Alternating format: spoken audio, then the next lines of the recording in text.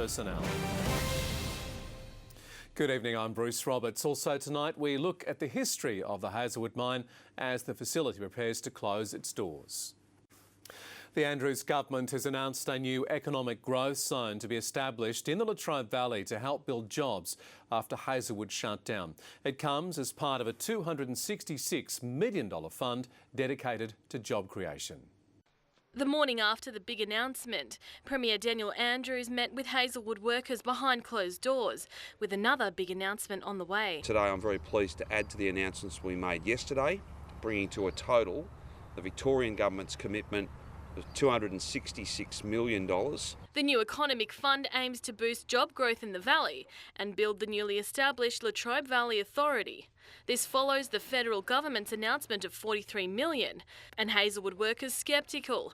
They say they want less talk and more action. They've been saying things like that around the valley for hundreds of years, and it just ends up people just line their pockets, and that's all we see. We don't see any development, we don't see any infrastructure, all this sort of thing that should be happening. The $22 million will affect the valley in stages. Over the following weeks and months, $50 million will be allocated to new businesses and another $22 million to the workers who lost their jobs, and $174 million towards infrastructure. We've got to create jobs and jobs and jobs and more jobs for people in this community. Meanwhile, Federal Energy Minister Josh Frydenberg says the aftermath of the closure could force up power prices. Projections suggest up to 8% after the shutdown. Victoria will have to import black coal-fired power from New South Wales as a result, and obviously prices will rise as well. So it's going to have some major consequences. And jobs gone, too big of a loss to celebrate for the Greens, who say they pushed for a staged closure. This closure was due to economic circumstances and not due to political ideology. Zena Chalmers, Win News. And in the wake of the announcement yesterday, Win News has spoken one-on-one with Energy Chief Executive for Australia, Alex Kaiser, who shed light on the decision. Alex Kaiser, thank you for meeting with us. Obviously a huge announcement for the Latrobe Valley. How did this decision come about? Good morning, Alex. We have worked a lot before taking this very difficult decision. We have looked at a lot of alternatives before taking it also. For example, we have looked if we could use biomass instead of brown coal. We have also looked if it was possible to repower the power station with gas turbine to produce electricity with gas. We have looked at an investment for $400 million Australian dollar to do a full revamping on the station. And finally, we have looked also if it was possible to continue to run with less boiler using the most efficient one. None of these options were viable. So it came down to financial viability?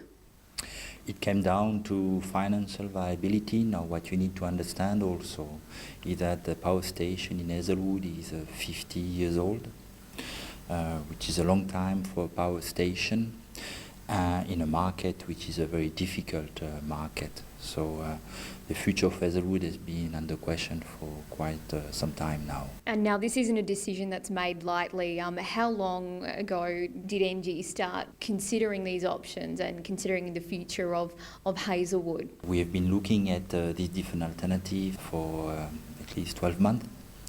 And it has been a very difficult decision to take. When was this decision made? When did it become apparent that this was the only option and Hazelwood would have to close its doors? The final decision was taken 2 days ago. We had the last board at 9 p.m. Do you think the Hazelwood mine fire and the recommendations that came out of it played a role in making this decision to shut down Hazelwood? No, there have been no link between the mine fire and this decision. Do you think the state government had enough notice? Do you think that they've known about this long enough to devise a plan for the future of the valley? I think that both the federal and the state government have been knowing that there was some question on Hazelwood. We have been discussing with both the federal and the state government in order to give them time to do the preparation. They came with some plan that were announced, in fact, yesterday. How long ago did you communicate with them? It's a few weeks ago.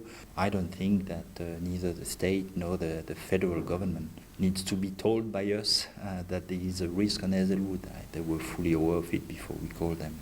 Alex Kaiser, thank you for your time. Thanks a lot. And with the Latrobe Valley community's reaction to the news, here's reporter Alexandria Zadziamarcus with this week's Open Mic. Yesterday's announcement that Hazelwood will shut by the end of March next year has sent shockwaves through the community. We spoke to Latrobe Valley residents to find out how they're feeling. It's just another blow and you just, what can I do? I did hear Daniel Andrews speak this morning, and I think that will be great if it is done quickly and, as he said, in discussion with the people. A little bit shocked. Well, a little bit shocked. I think everyone's a little bit disappointed, but I'm a small business owner in the town, and what effect it's going to have on my business is yet to be seen. It's quite sad because people's worked here most of their lives. Well, what about further fires? Who's going to be accountable? That's still a very big concern. Yep. Who knows, the electricity might go up and it's not going to help a lot of the matters like around Latrobe Valley. So the way it's going at the moment, it's going to make things worse. Yeah, it's not going to help matters at all. As we've heard, there's quite a bit of uncertainty and residents really do hope the state government's support package will deliver. The Hazelwood mine has been synonymous with the valley for more than 50 years, and with its closure just months away, Win News has taken a look back at its history.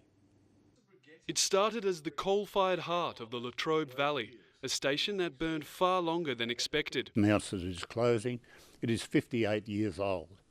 So they've really got the last amount of energy from Hazelwood Power Station. Originally a haven for squatters and farming, the land found new vitality after the Second World War, and the key lay just below the surface. The research that had been done in years before showed that we had a large deposit of brown coal. Coming online in 1971, it went from strength to strength, ushering in a golden age and shouldering a quarter of the state's energy. It was the showpiece of the State Electricity Commission. It was their premier power station, and have it as a supplier of labour, which had some 11,000 people working for it. It became a lodestone that stretched beyond local shores. People from 70 different countries, really been a home for people from other countries. The first of many death knells sounded in 1996, but the station proved to be an unlikely saviour. The opportunity for the Treasurer of the government at that time was that his debt could be improved, reduced considerably if he privatised the generating capacity. But now on the verge of retirement come fresh warnings. Well, we must be aware that in flooding the open cut, that'll lock up the coal resource that still hasn't been used. Tyrone Kennedy, Win News. Hello again. Hundreds of millions of dollars will be handed to the Latrobe Valley in a bid to prop up the local economy after the Hazelwood power station shuts down. The money will go towards new infrastructure and developing businesses amid fears Morwell will become a ghost town. State political reporter Matt Gallant has more. Struggling to come to terms with an uncertain future, Hazelwood workers looked to the Premier for hope. It's everything from engineering jobs and trade jobs right down to call centres. There needs to be options. The state government will inject an extra $266 million into the struggling region to attract business and create new infrastructure projects. That's on top of a $22 million rescue package. It will include rail and road, it will include schools and other sporting facilities. But the young blokes, young families, all that sort of stuff, what are they going to do? Earthworker is one of several struggling local startup companies that may benefit from the scheme. They hope to employ hundreds with the government's help. We'd like to see locally based, locally owned enterprises, particularly with a sustainability focus, given support. The money will also be used to assist the 750 Hazelwood employees and contractors who will lose their job on March 31. We need a range of different jobs, not just to try and make up for the ones we've lost at Hazelwood, but to deal with the chronic unemployment that has bedeviled this community for a very long time. And many admit they will need to look interstate for work. At the end of the day, I personally can't see myself staying here because of skills. The federal government has also tipped in $43 million to save the Latrobe Valley. But those here on the streets of Morwell say while the money is welcome, the region has been neglected for far too long. But it may not be lights off for Hazelwood just yet. A Brisbane businessman is rumoured to be considering buying the plant. Matt Gallant, 10 Eyewitness News. Premier Daniel Andrews has unveiled a $266 million rescue fund for the Latrobe Valley as it braces for Hazelwood to close next March. Younger workers say they may have no choice but to leave, prompting fears other businesses will struggle to survive. State political reporter Andrew Lund.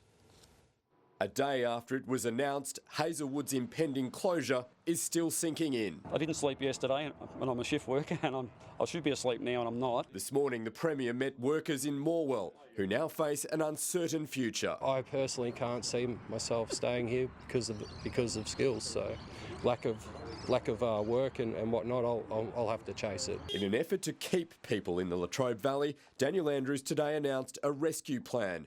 The $266 million package includes $174 million for local infrastructure and $50 million for an economic growth zone designed to entice new business and jobs into the region. There also needs to be more to come, particularly in the way of infrastructure investment to help fast-track the development of that industry diversification. Even before Hazelwood's closure was confirmed, unemployment was a significant issue, and the state and federal governments have copped criticism for failing to act sooner. All governments over the last 20 years have let Latrobe Valley down. This area has had problems to be addressed for a long time and they haven't been addressed appropriately.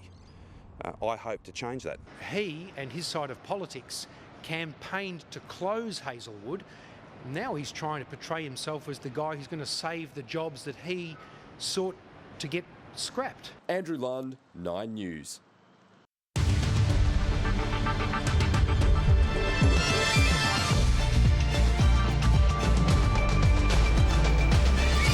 A rescue package for the Latrobe Valley, hundreds of millions of dollars to create jobs. It's not just us that we're worried about, it's a shopping centre down the road. You know, these kids can't get jobs here. Good evening, Tamara O'Dine with ABC News.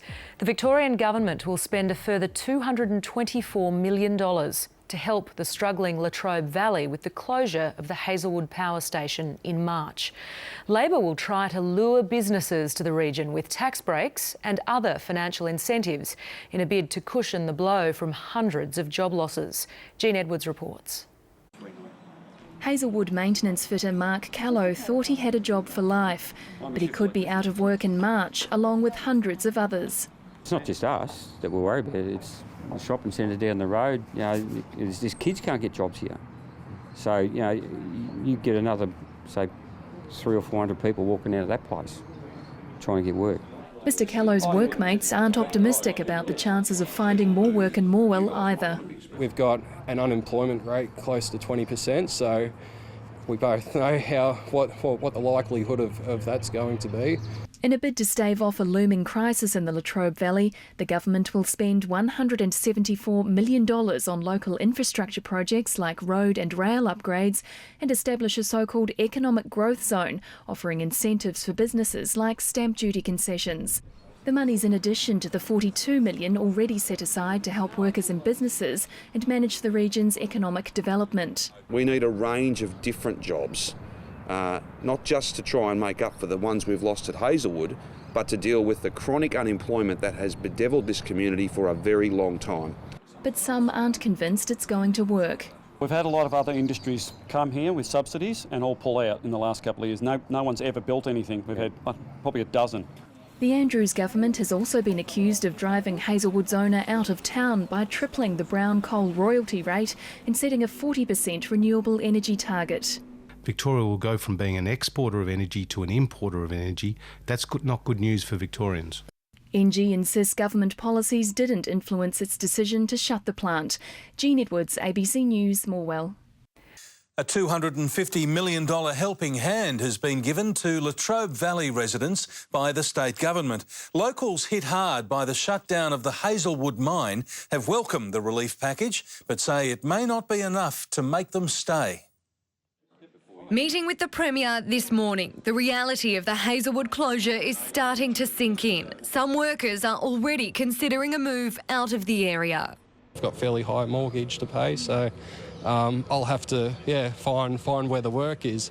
But Daniel Andrews is hoping a $266 million relief package will create jobs and make them stay. It will include a $50 million economic growth zone to entice businesses to the Latrobe Valley, cutting taxes and red tape. $174 million will also be spent on local projects. It will include rail and road, it will include schools and other sporting facilities, community facilities. Local businesses are remaining positive about the future. We've been heavily impacted with the closure and privatisation of the old SEC, and we never really recovered. It's great to see that the Andrews government had realised the impact that this closure will have on the area. It's a large amount of money. It can do some amazing things. 750 workers will lose their jobs, like Robert Scorse, who has been at Hazelwood for 35 years. I'll probably cope, but the young blokes, you know, young families, all that sort of stuff, what are they going to do? The government has denied the assistance is coming too late, despite the shutdown being just 6 months away in a town that has one of the highest unemployment rates in the state. We didn't develop this package last night after we learned of the closure. Well, anything that helps has got to be good. Melina Saras, 7 News.